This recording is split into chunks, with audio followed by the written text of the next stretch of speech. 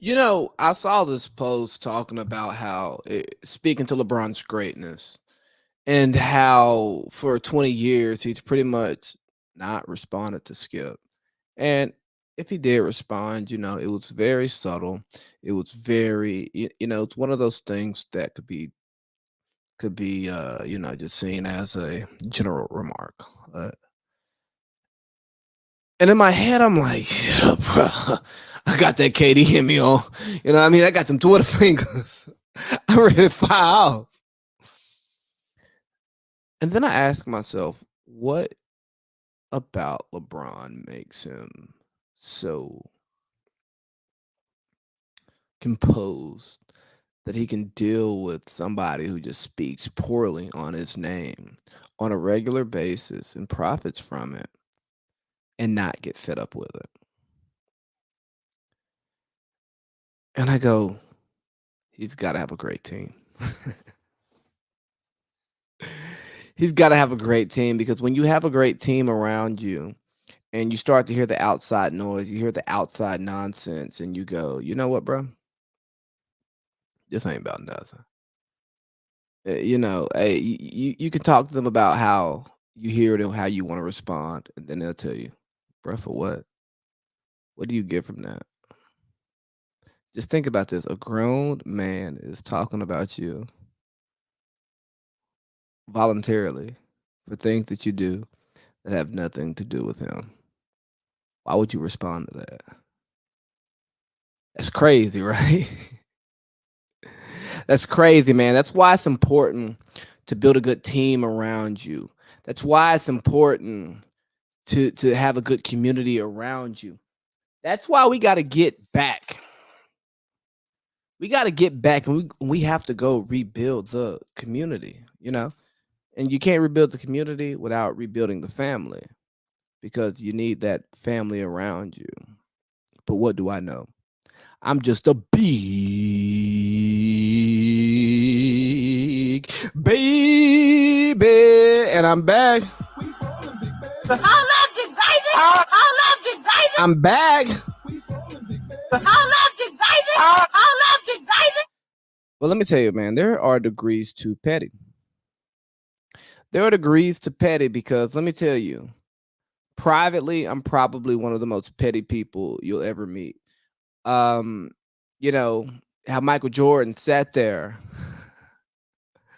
how he sat there on the last dance and said, and I took that personally. And I just be sitting there. And I just be sitting there and I'd be like, and I took that personally. And I take that personally. But you can't allow those things to consume your life because if you're petty, right? If the petty's not aligned with your goals, then you're doing it for nothing. You won't take my soul. You won't take my soul. I promise you won't nobody take my soul. You can't. Because I'm in control of it. But no, there are degrees to petty. And one of the best conversations I've had in a very long time was talking about like where it's okay to be petty and where it's not. Being petty in your personal life, it serves you absolutely no value. Just think about this. Those of you who are in a relationship, what has being petty with your partner ever done to benefit the relationship? Even if it makes you feel good in the short term, how does it make you feel when you finally got to come and resolve the issue in which you decided to become petty? Was that conversation easier? Was that argument any better? Or were you just sitting there being mad as hell, petty for no reason? And now you have to go back and unbreak my heart. You ain't got to unbreak a heart, but you got to unfix the things you done. Undo this hurt that you caused when you was petty as hell and didn't confront our problems. Uncry these. You ain't got to uncry no tears because, I mean, shit, she cried. But no, what do you get from it? Probably nothing. Think about you, your friends. When your friends does something to you, you don't like it. So you'd be like, hey, bro, I'm going to be petty as hell. What does that pettiness get you? It gets you further away from the solution. You go to a restaurant, you got a bad waitress, or you go anywhere to receive a service and they don't treat you in the way that you would like to be treated. And so you do something petty. What do you get from it? Outside of tipping poorly for somebody who gives you poor service, being petty doesn't get you much because that poor tip saves you money. But in your personal life, it does nothing for you to be petty. So why be petty? You just gotta like let that hurt go, sis. Hey, Chew, I need that drop I need the ad lib for the drop, damn it. But you gotta let that hurt go. You know, I got some valuable information from my therapist, great therapist, especially for black men. If you are a black man and you need a therapist, hey, hit me up. My guy's amazing. I don't know if he does virtual, but I'll find out and I will forward his information for you. But he was like, man, you can't acknowledge a narcissist. There's narcissists in our lives. Don't acknowledge a narcissist. Because if you acknowledge a narcissist, then you are feeding that narcissist narcissism. And I hit him with the remix. I was like, but what if I'm a narcissist? And we talked about it. And what I took away from that conversation was if I can dial my narcissism back in order to not feed another narcissist narcissism, I'm doing two things. I'm stroking my own ego, while at the same time not feeding theirs. And that's the goal, right? And that's just from the narcissist perspective. Don't get me wrong, my therapist he does not accept my narcissism as acceptable. We just haven't gone down that road yet. I'd be deflected. But here's where it's okay to be petty. At work. I remember a guy telling me that I was not going to be able to get the job that I got. And it took me 4 years to prove it to him. And not because I was on a 4 year, it was going to take me 4 years to get there, right? And he said, "Oh, he won't make it." And we made it.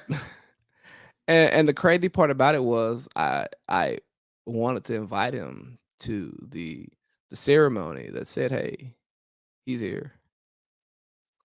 But that was me being personal petty, not professional petty, because the professional petty was every time I was having a bad day, every time that I was struggling, is you know what? Remember what he said when he said you couldn't do it. You know what? Nah, bro, we can do it, and we gonna do it, and we're gonna prove him wrong.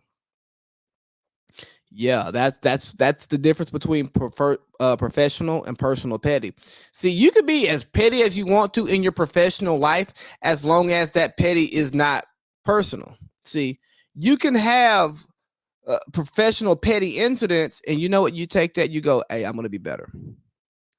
Now, if you don't get along with somebody at work and you start being petty with them on a personal basis based on the professional interaction, no, see, that's personal petty. Mm-mm. But professional petty, do it. They say you can't do it, do it. If they tell you that you're not good enough, prove to them that you're good enough. Use that as fuel.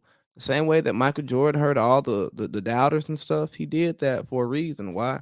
That was professional petty. That wasn't personal petty because he used that to drive him and make him become one of the best players of all time.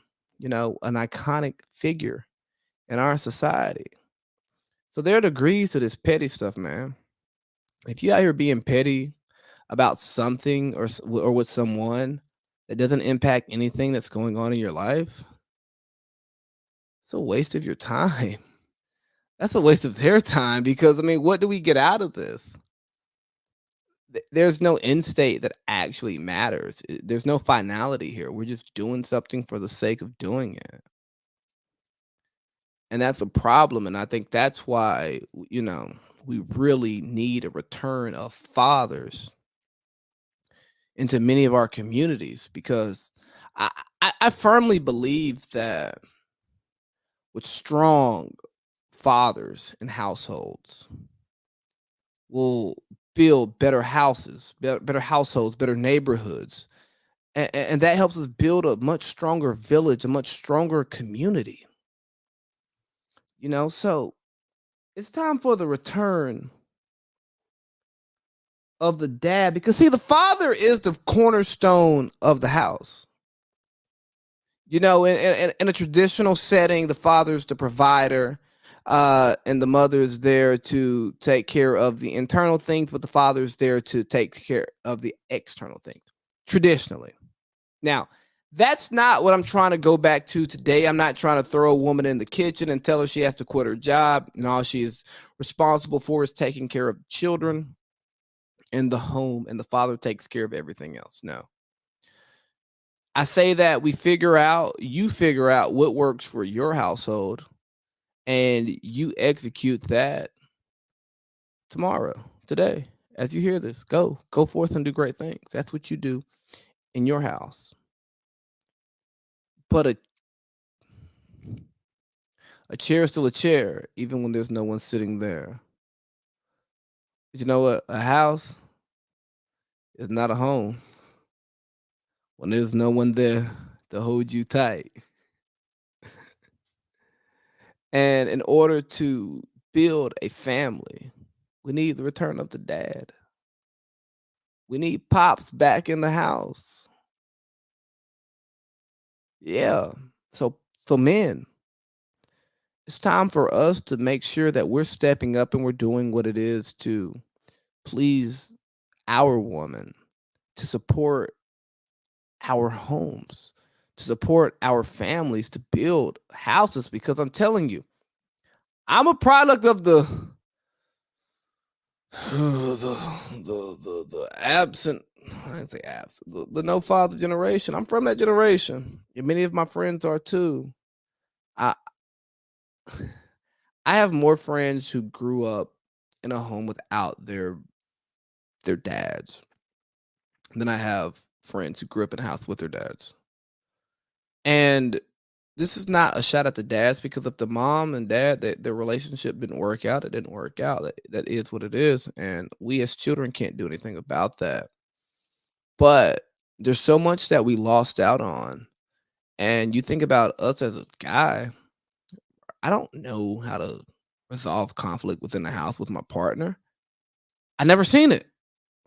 I understand conflict resolution, but I don't understand how you can be so angry with somebody and then still lay in the bed with them, and then you tell them good night, I love you, and then you whatever happens tomorrow happens. Like, I never had to witness that firsthand and see what it looks like, and understand that there may be hostility in the house, but we're gonna fake it until we make it for the kid, or we're gonna just keep it 100. Hey, bro, everything ain't right, but we're working through it and we're gonna get right. And then you see things turn around a few days later. I've never seen that. I don't know what that looks like. I don't know how that feels because I didn't witness it. But another part of it is you hear people say, boys need fathers. They need their father to teach them how to be a man. Yes, boys need fathers. And if they don't have fathers, they need father figures to teach them how to be a man. That's what OGs are for. If your daddy ain't there, you got to go to the old heads. Let me say the old heads, not the OGs, because when we talk about OGs, we talk about the guys who didn't have the parental structure in their house. They go to the streets looking for structure and looking for love and looking for direction, and they turn into gangsters. And we don't need to build no more gangsters. No, no, no, no, no. We need to build. We need to create men who are ready to be the head of a household. Yes, sir. That's what we need. And we can't. It's harder to get that when we don't have the fathers there to show them the way. It's easier to go through the woods and find your destination when you have a map. When you don't have a map, you don't have a road guide, you don't know what you're doing, and you just walking, or you just driving. Hell, you just driving. Where you going?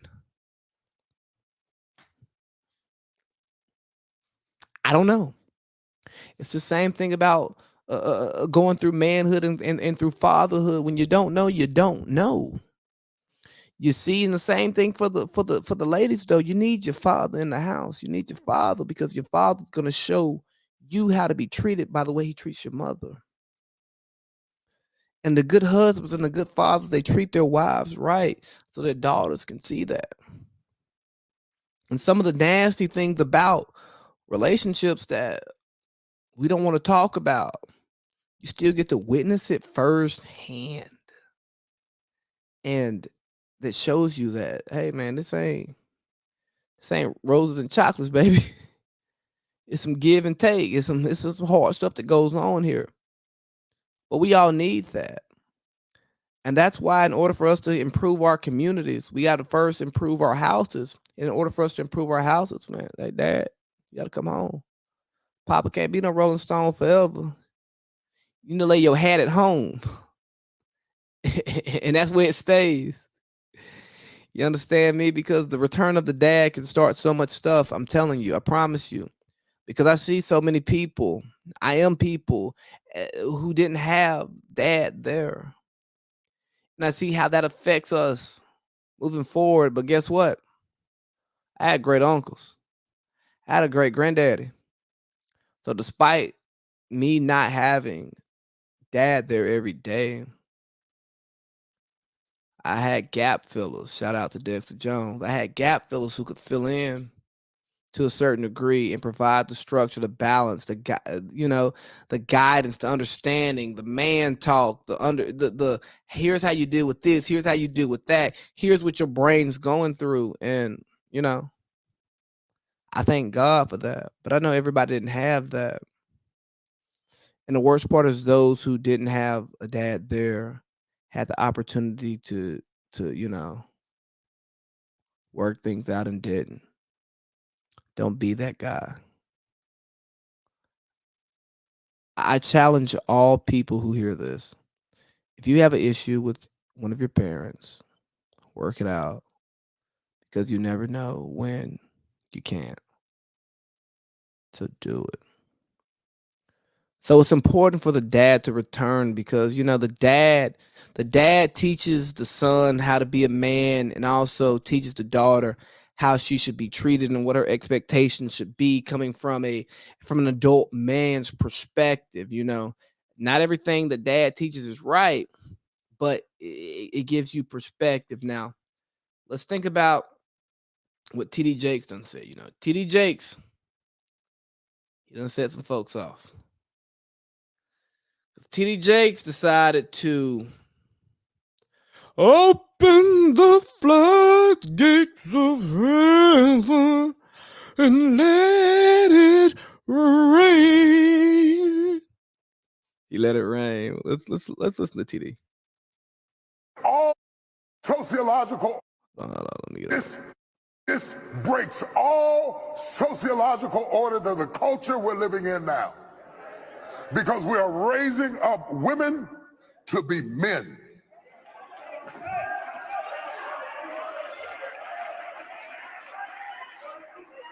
And you are not applauded for your femininity. You are applauded in the contemporary society by how tough, rough, nasty, mean, aggressive, hateful, possessive you are, and you are climbing the corporate ladder, but we are losing our families.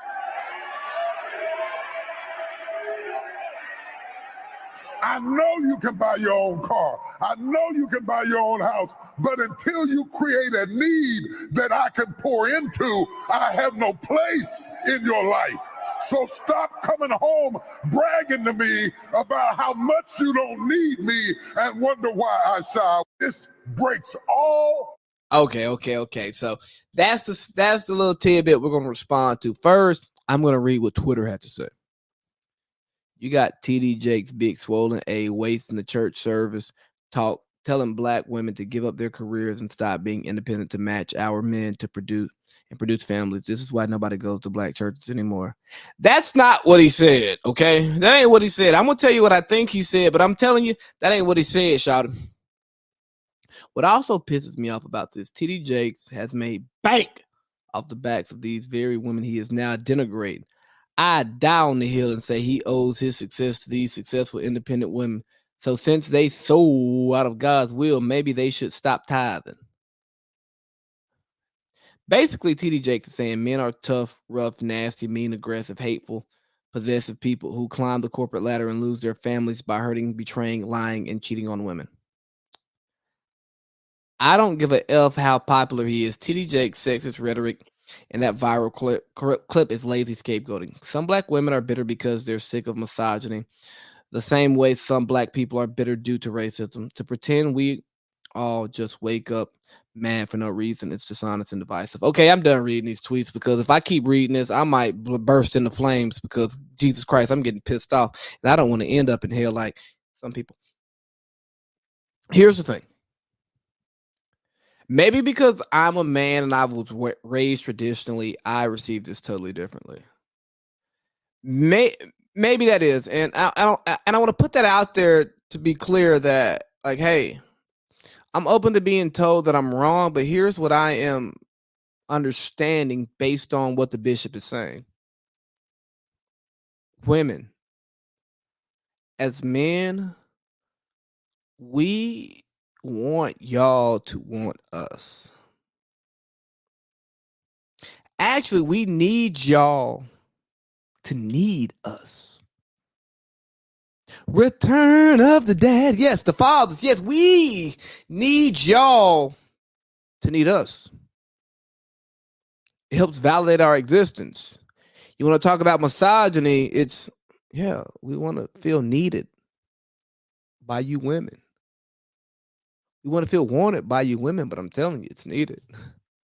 We like to feel needed. That's what really gets us going. It's like, oh, you can't do nothing without me. Oh, you can't. Oh, baby, you need me? Yes, need me. Because, baby, I need you too. Now, the problem is when you be wanting 1, 2, 3, 4 to be needing you. You be needing them to need you to get your needs filled. No. You got to find that one. Actually, no. You got to figure out what works for you.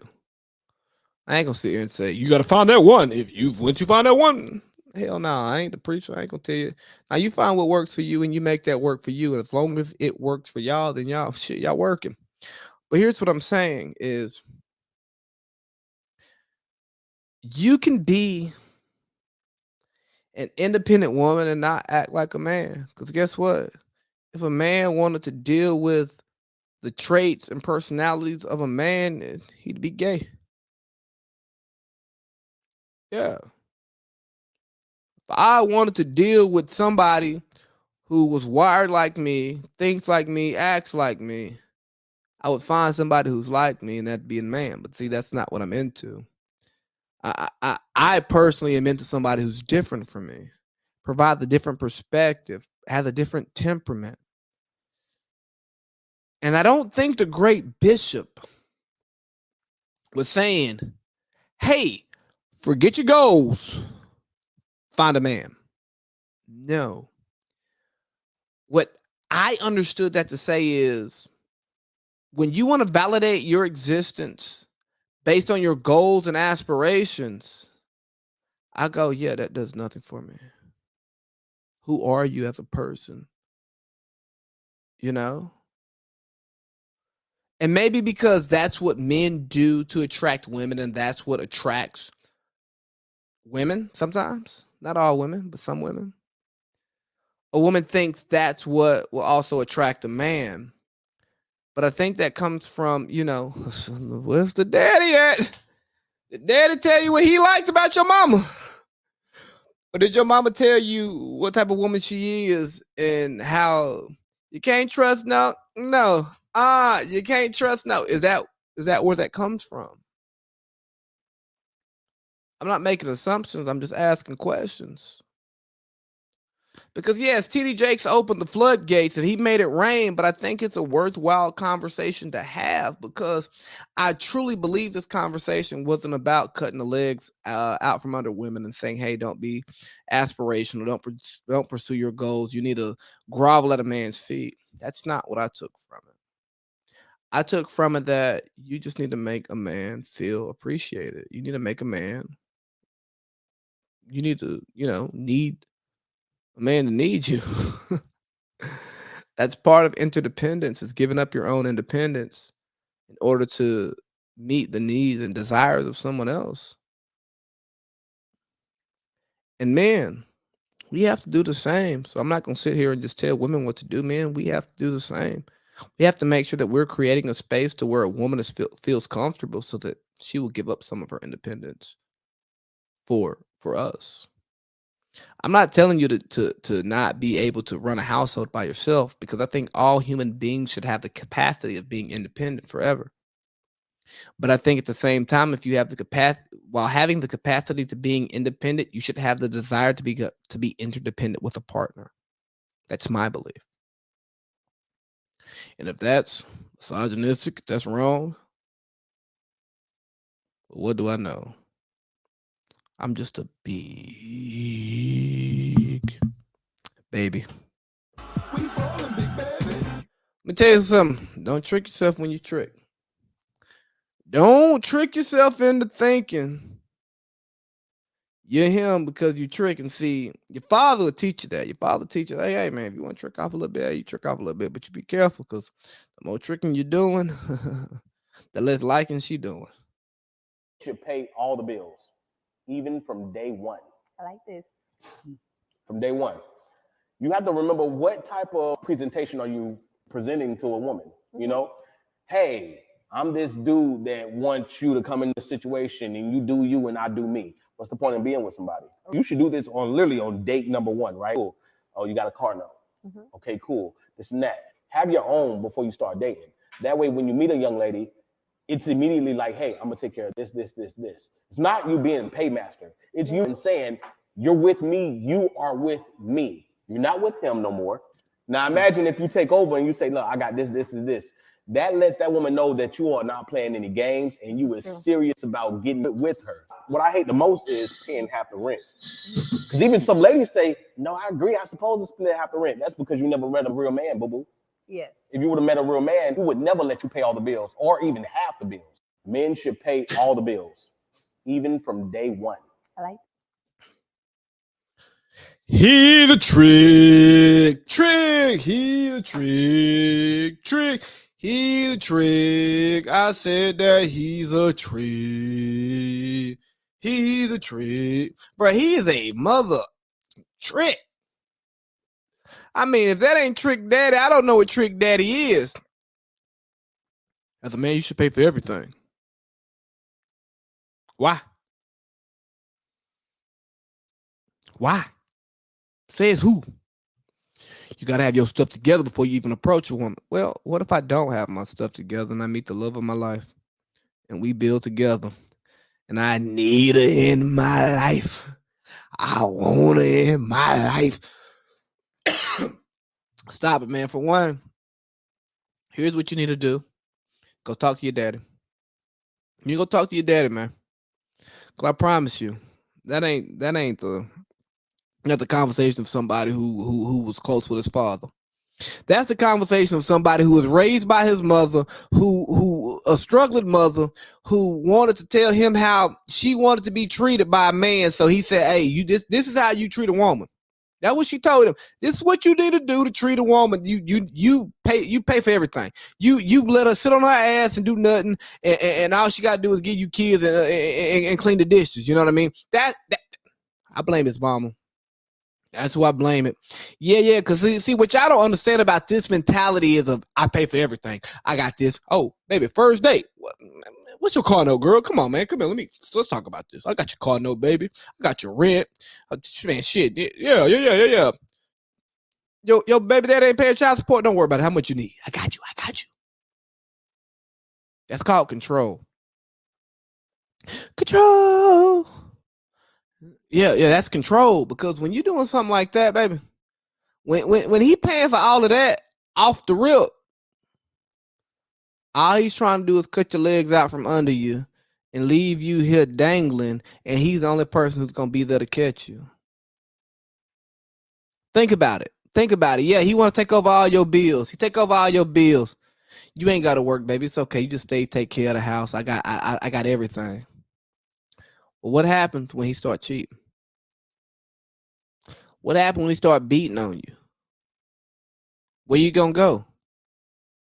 You ain't worked in 10 years. Y'all got a kid together. You have no marketable skills, and he's giving you a lifestyle that you've become accustomed to, but you have no way of affording it until you find you another John.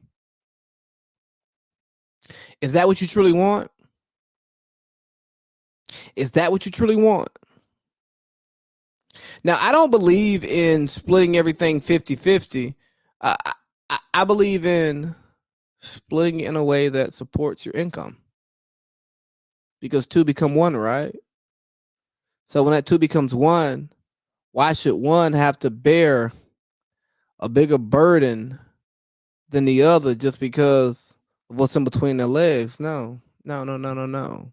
See, when if your father was there, he'd tell you take care of your woman, you provide for your woman, but you also understand the limitations of what you can and can't do. And then you also empower your woman to be able to make decisions for herself and take care of herself and take care of you as she sees fit. Yeah. It's crazy. But see, he done tricked himself because he's been tricking for so long that he thinks what he's doing, oh, that's the way. How dare a man tell his woman to go half on the rent? The rent? I mean, the shit you don't own? Yeah. We'll split that. If we break up with divorce, this ain't even an asset. Yeah, we'll split that. We're gonna split that. You understand what I'm saying, bro? It's crazy out here, man. It's crazy out here to see the generation of men who did not have positive male role models, who didn't have fathers, starting to get on platforms, get on these platforms and speaking to the world. Even if they low platforms or they high platforms, they still are elevating themselves to speak to the people, and they speaking type things that set the people back. No, man, that's control. That's trap. You can't do that, man.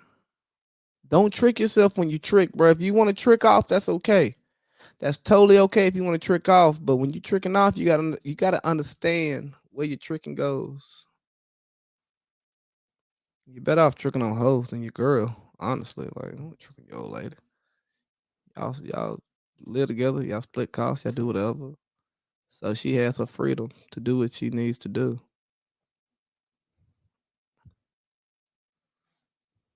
I got a question. What does the twerk video do for you? I know what it does for me. It's like, okay, I see them clappers. Okay, yeah. Yeah. You see the clappers moving. But what does the twerk video actually do for the woman? Go back to you. Father, can you hear me? I need you here today. I need your love today. I know that you are with Father. Can you hear me now? Yeah, Father. Can you hear me? What does the twerk vid do for you? Because as a man, yeah, you swipe through, you see, you go, okay, that's cute. Okay, you know what I mean? But with all these BBL asses, you just be like, that thing don't jiggle like Jello. But no, for real, what's the point? I understand twerking. I would never knock women for twerking, because if you go out, you're dancing with somebody, that's how that's a mating call. It's like, you know what I mean? Like, here's what I'm available. Here's what I'm able to do with my body. And here's what I can do with you if you just take me home, right?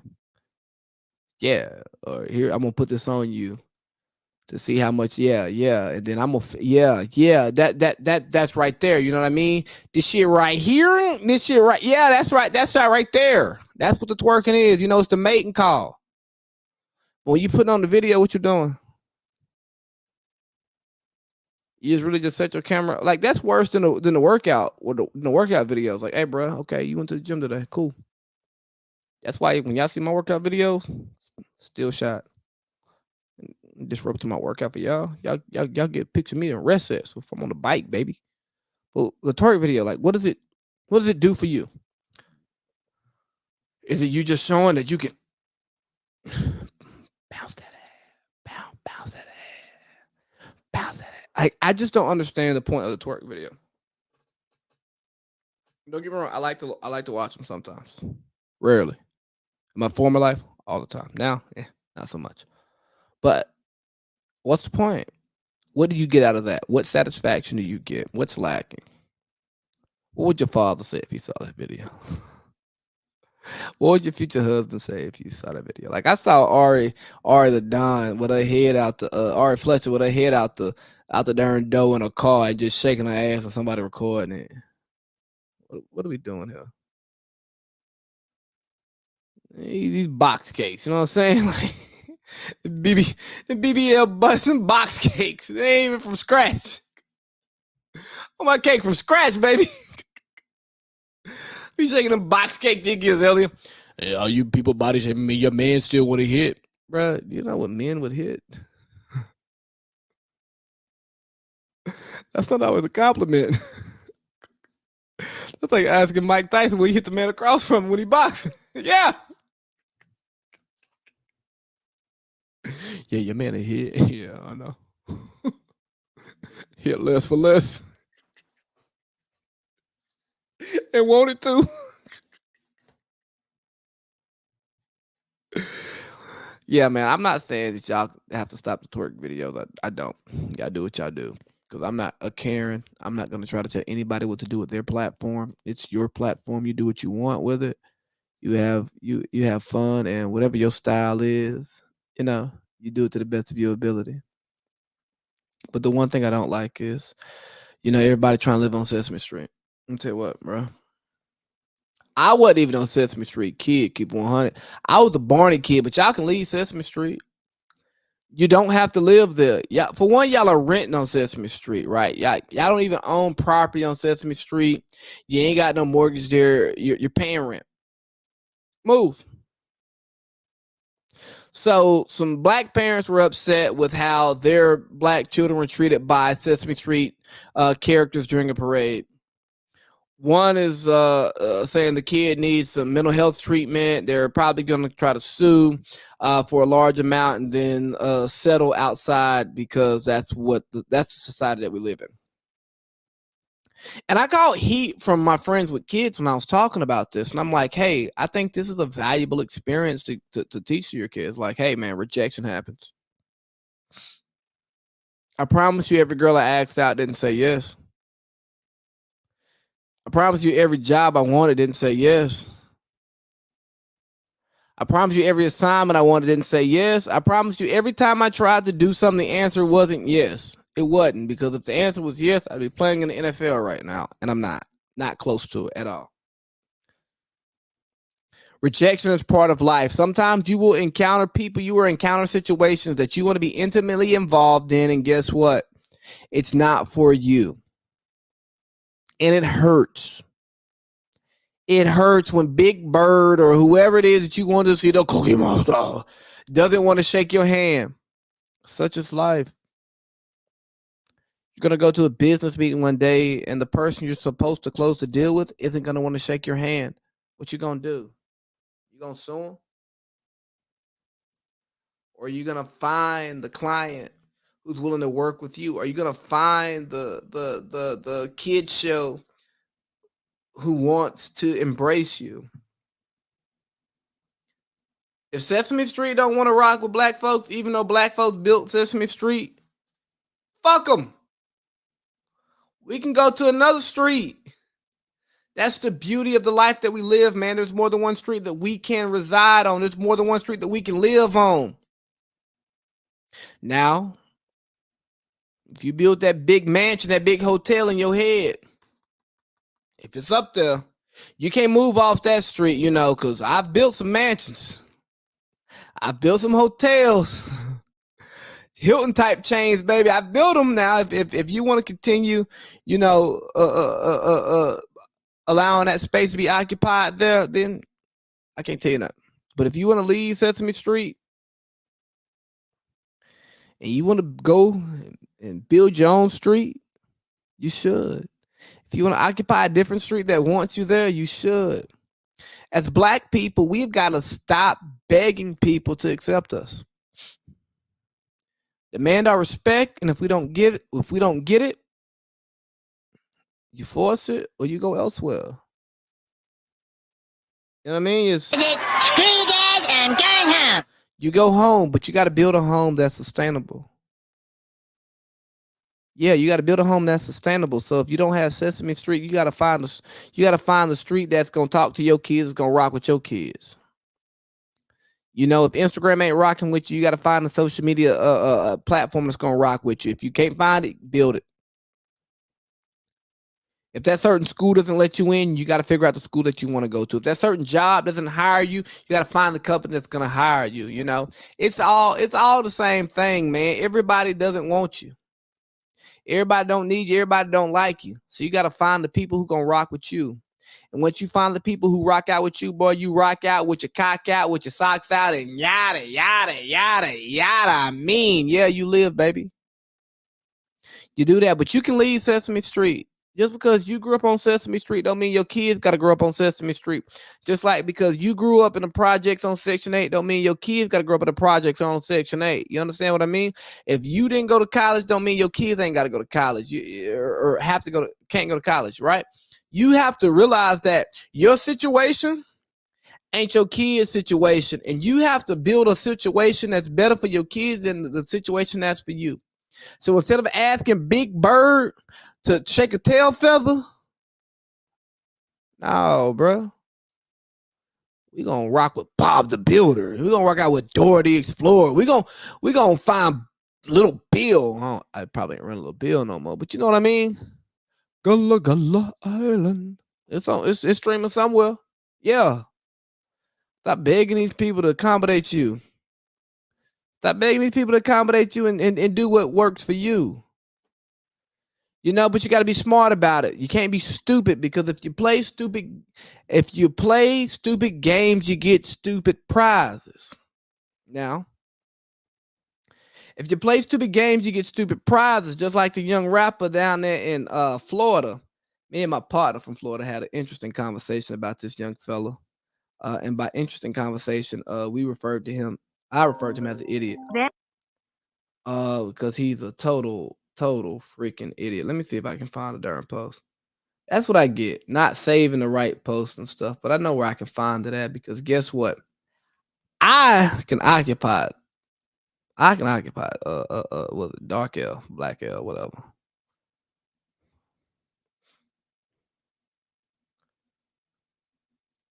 Well, damn, they it's gone. It gone. But anyways, a young rapper was talking about if you got smoke with me, you know where I'm at. You can pull up. And he died. The young man died. He got smoked. So I go, should I feel bad for this guy? Part of me goes, yes, I should. Another part of me goes, hell no, fuck him. Okay, so let's go with the part of me that should. I hate that we as black people live in a society where we feel like we have to prove ourselves to one another. I hate that we as black men have to prove that we're gangster, that we're hard, that we're tough, that we can fight, that we can whoop the whoop, you know what I mean? Shake a room with somebody. I hate that as a society that we allow words to affect our day-to-day and make us feel like we should put our hands on somebody because of something that they said to us, even though freedom of speech is a constitutionally granted right. You know, I hate that. I hate that if somebody says, hey, bro, you know where I'm at, somebody actually decides to know where you're at, pull up, and do something about it. I hate that. Now,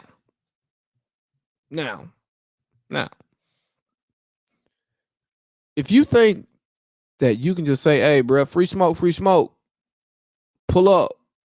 You got a problem with the kid, pull up then. And somebody don't pull up and handle business, well, you're a dummy.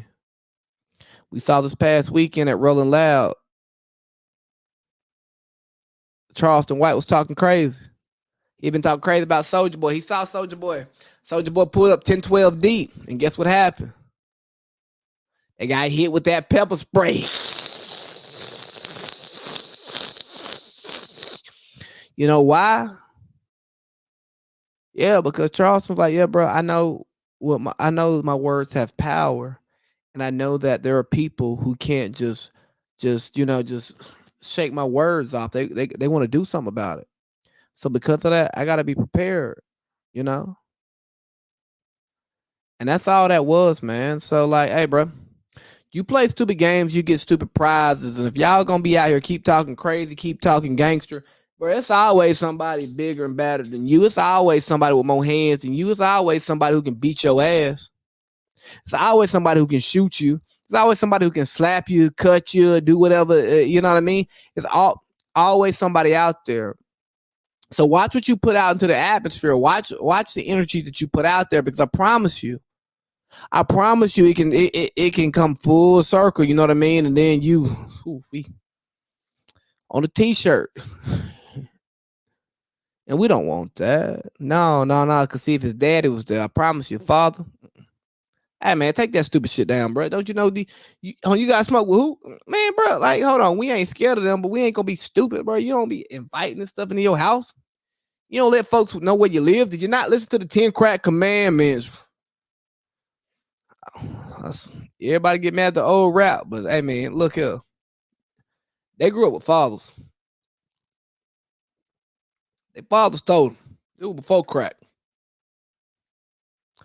I done pressed the button. I don't know what the hell going on. Let's see. Am I unhealthy, or am I in an unhealthy world? Let me get my words out. Let me see. So I came across this interesting post today, right before I started recording, actually, and it was talking about like our unhealthy world. Here we go. When depression and anxiety are the norm, it's time to ask, what about our world has people not emotionally well?